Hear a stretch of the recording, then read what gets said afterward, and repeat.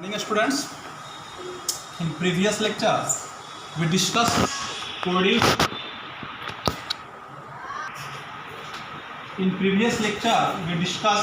production of sound.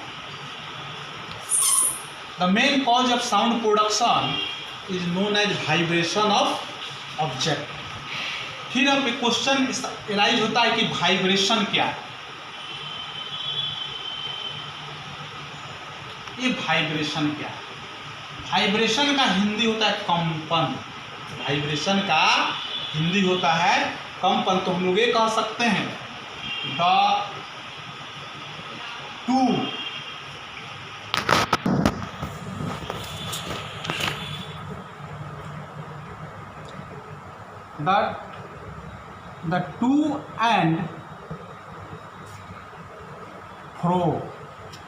to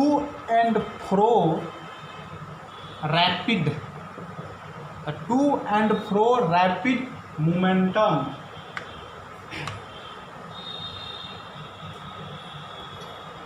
movement of a particle about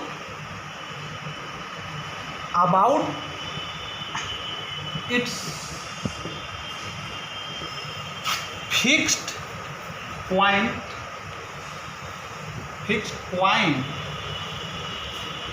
in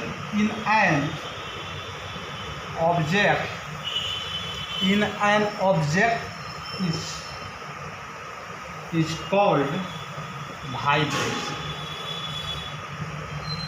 is called vibration. To and fro motion, हम लोग to and fro motion भी कहते हैं। The to and fro rapid momentum of a particles object its fixed point in an object is called the vibration. मतलब कहता है कि इसमें छोटे पार्टिकल्स आपको दिखाई नहीं देते, इसमें छोटे पार्टिकल्स दिखाई नहीं दे रहा है, लेकिन फिर भी जब हम इसको हीट करते हैं तो अंदर वो वाइब्रेशन करता है। जैसे मैंने वाइब्रेटिंग की बात की है, तो एक डिवाइस मैं आज आपके पास लाया हूँ। जैसे इसका नाम है ट्यूनिंग फॉर्क। आपको एक्टिविटी नंबर 1 में आपको दिया भी है कि ये ट्यूनिंग फॉर्क है, जो कि आप इजी वे में इसके वाइब्रेशन को आप सुन सकते हैं। ठीक है, जैसे आप इसको हीट करेंगे तो जैसे हीट करके आप इसको वाटर बॉडी में भी आप ला करके आप इसको देख सकते हैं। इसका नाम क्या है? Tuning fork. जैसे किसी ऑब्जेक्ट पे आप इसको क्या कर सकते हैं कि आपको एक्टिविटी नंबर 1 भी मैं आपको बताऊंगा। पहले इसके बारे में समझ लीजिए कि the to and fro rapid momentum of a particles about it's fix point in an object is called the vibration. मतलब कि ये हम लोग फिर इसमें पढ़ेंगे कि सिंपल पेंडुलम में जैसे कोई मान लीजिए कि कोई ऑब्जेक्ट है, ठीक है, और अपने फिक्स पॉइंट, ये इसका फिक्स पॉइंट है, और अपने फिक्स पॉइंट से आगे पीछे इधर भी जा रहा है, इधर भी जा रहा है, दोनों तरफ, फिर इधर जाएगा, फिर इधर आएगा, फिर जाएगा। मतलब वो हमेशा अगर अप डाउन आगे पीछे रैपिड करता है। जैसे मान लीजिए कि मैं ही हूँ, मैं यहाँ हूँ और यहीं पे ऐसे आगे पीछे करता हूँ। जैसे मान लीजिए कि ये ऑब्जेक्ट है मार्कर, अगर हमेशा ऐसे आगे पीछे करता रहे फिर फिक्स्ड पॉइंट के आगे पीछे। टू एंड फ्रो का मतलब होता है आगे पीछे, मतलब बैक एंड फोर्थ, मतलब आगे पीछे अगर करता रहता है मोमेंटम, तो ऐसे ऑब्जेक्ट को हम लोग बोलते हैं कि ये वाइब्रेशन कर रहा है, मतलब ये कंपन कर रहा है। तो ये वाइब्रेशन दिखाने का इस डिवाइस का नाम है क्या? Tuning fork. इसका नाम क्या है? Tuning fork. जिससे कि यह एक डिवाइस है जिससे कि हम लोग लैब में वाइब्रेशन दिखाने का काम करते हैं।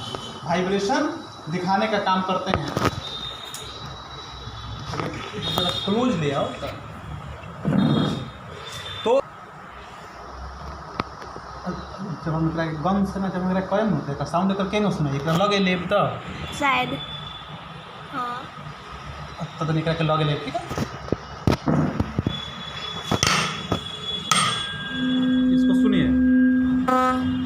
इसको जिस तरह से मतलब एक गन की आवाज़ करेगा तो वैसे ये सुनाना एक आपके वाइब्रेशन को प्रोड्यूस करेगा और एक साउंड को सुनना शुरू करेगा। तो हम ये इस तरह से कर सकते हैं कि हमारा ट्यूनिंग फॉर्क जो है सो यह एक तरह का डिवाइस है जो कि साउंड को प्रोड्यूस करता है, वाइब्रेशन को शो करता है। इसको खास करके हम लोग अपने लैब में प्रयोग करते हैं। ठीक है, तो हमने ये देख लिया कि अगर कोई ऑब्जेक्ट अगर है, अगर किसी फिक्स्ड पॉइंट के आगे पीछे मोशन करता है, जैसे झूले की गति, झूला कैसे होता है, झूला को बीच में ऐसे हैंगिंग कर देते हैं, झूला को ऐसे हम लोग बीच में इसको इस तरह से हैंगिंग कर देते हैं और हैंगिंग करके इसको धक्का देते हैं तो ये आगे पीछे करना शुरू कर देता है। पेंडुलम वाली घड़ी आप लोग देखे होंगे, आप लोग के घर में होगा, क्या करता है, ऐसे हमेशा आगे पीछे करते रहता है, आगे पीछे करते रहते हैं। तो सभी क्या है, वाइब्रेशन, तो सभी वाइब्रेशन है। तो आप कहेंगे सर वो पेंडुलम जो मूव करता है उसमें कहाँ साउंड निकलता है, कहाँ हम लोग को सुनाई देता है।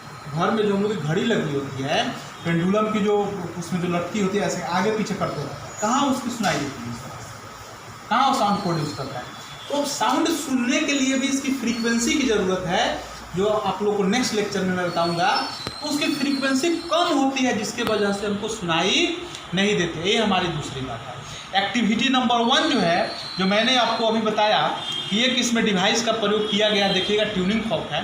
ट्यूनिंग फॉर्क को ले करके हीट करके किसी पानी में या किसी ऑब्जेक्ट पे उसको डाला गया, रबड़ वाले ऑब्जेक्ट पे। देखिएगा tuning fork is heat on rubber pad पे जैसे डालिएगा तो वो भी वाइब्रेशन को प्रोड्यूस करता है।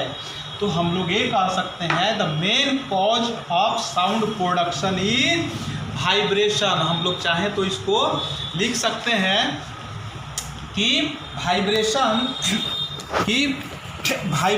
As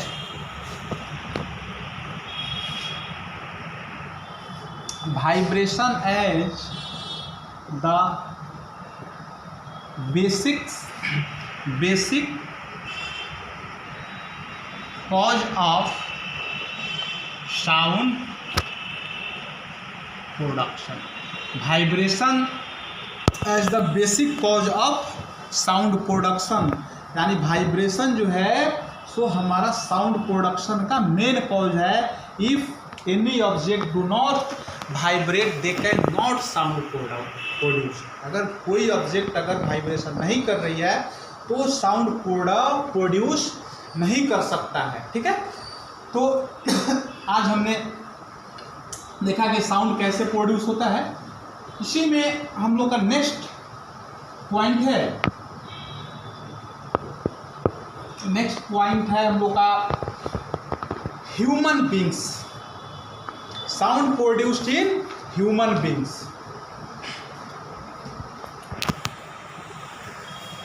sound produced by humans.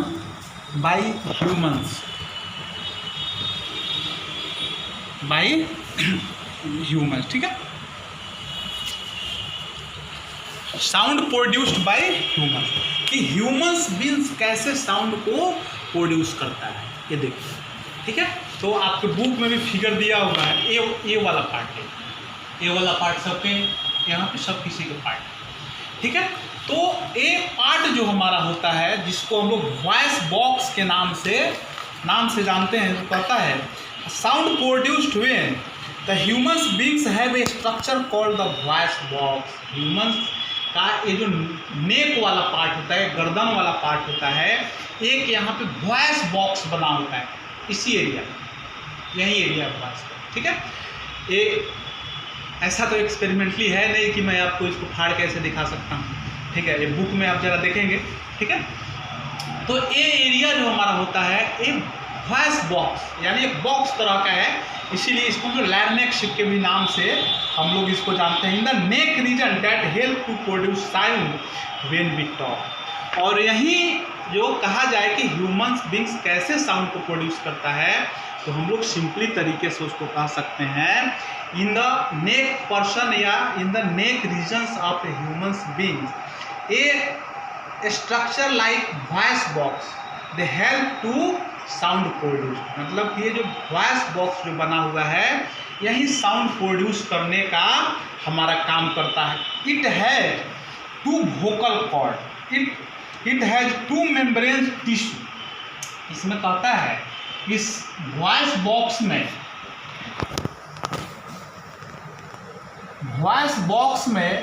हमारा 2 टिश्यू होता है। वॉइस बॉक्स में हमारा 2 मेम्ब्रेन टिश्यू होता है। इसको हम लोग वोकल कॉर्ड्स के नाम से जानते हैं। क्या नाम से जानते हैं? Vocal cord. इसको हम लोग वॉइस बॉक्स जो है उसमें हमारा 2 वोकल कॉर्ड होता है, 2 वोकल कॉर्ड्स होता है। और जब भी हम लोग बोलते हैं, जब भी हम लोग बोलते हैं तो अंदर से एयर निकलता है। कहाँ से एयर निकलता है? अंदर से एयर निकलता है।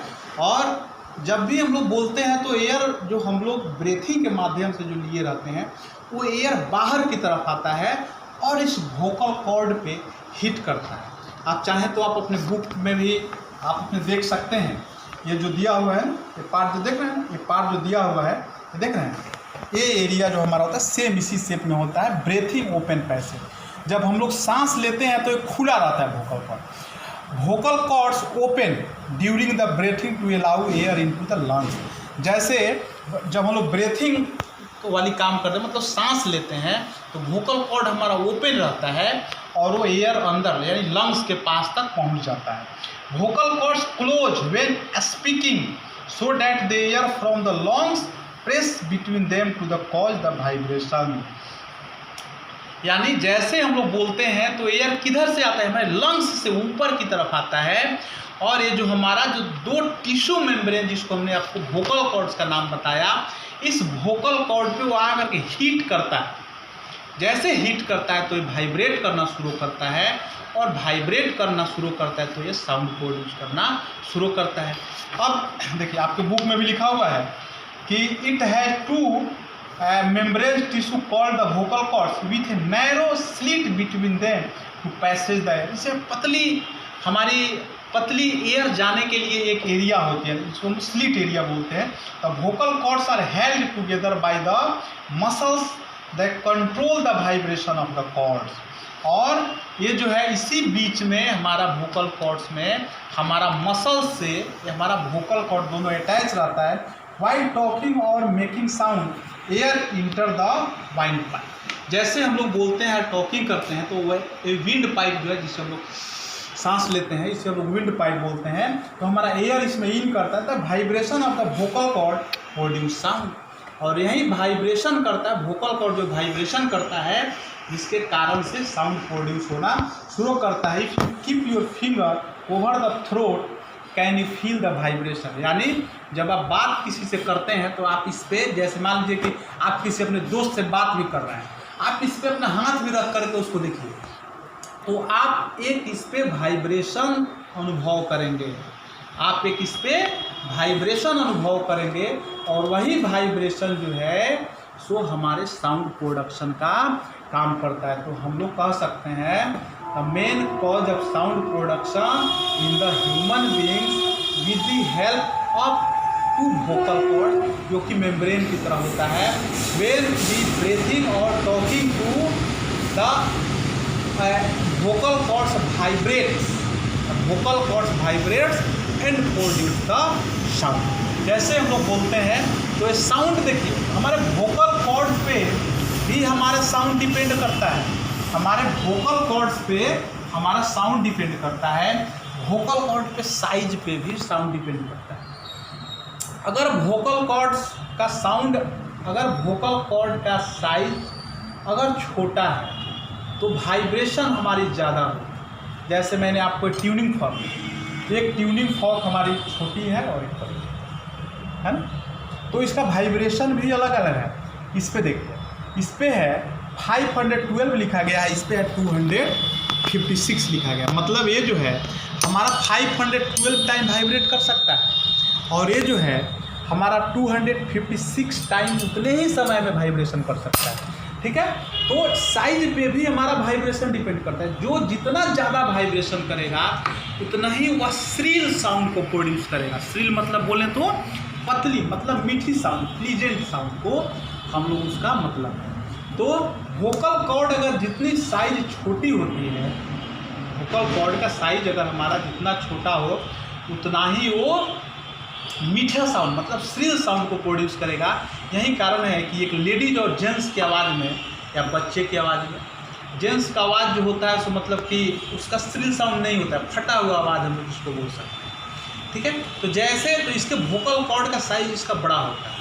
इसके वोकल कॉर्ड का देखिएगा, लेडीज का जैसे हमारा देखिए, जेंट्स का जो है तो ये बाहर आ जाता है, ये हमारा बाहर आ जाता है क्योंकि वोकल कॉर्ड बड़ा हो जाता है, वॉइस बॉक्स बड़ा हो जाता है, जिससे कि हम लोग का साउंड जो निकलता है सो फटा हुआ साउंड मतलब जो अनप्लीजेंट साउंड। और वहीं लेडीज का है जो कि ये एरिया आपको बाहर नहीं आ पाता है, बाहर नहीं आता है, तो उसके वोकल कॉर्ड का साइज हमारा छोटा होता है। और वोकल कॉर्ड का साइज जितना छोटा होता है उतना ही वो श्रील आवाज़ निकलता है, ग्रफ साउंड मतलब ग्रफ साउंड नहीं निकलेगा।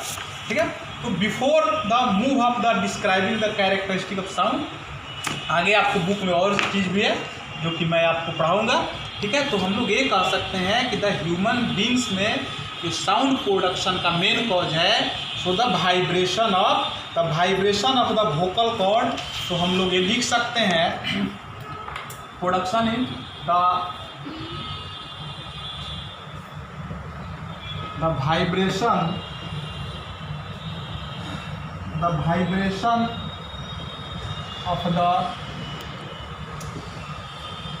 of the vocal cord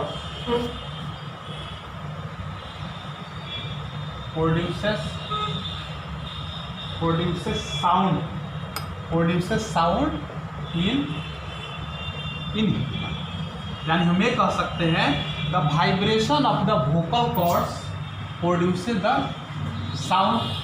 produces sound in human. यानी ह्यूमन्स बींग्स में साउंड प्रोडक्शन का हमारा मेन कॉज है वोकल कॉर्ड का वाइब्रेशन। अगर वाइब्रेशन नहीं करता है तो साउंड प्रोड्यूस नहीं करता है। नेक्स्ट टॉपिक है आपका ऑक्सीलेशन। तो ऑक्सीलेशन हम लोग नेक्स्ट लेक्चर में पढ़ेंगे, तब तक के लिए गुड बाय।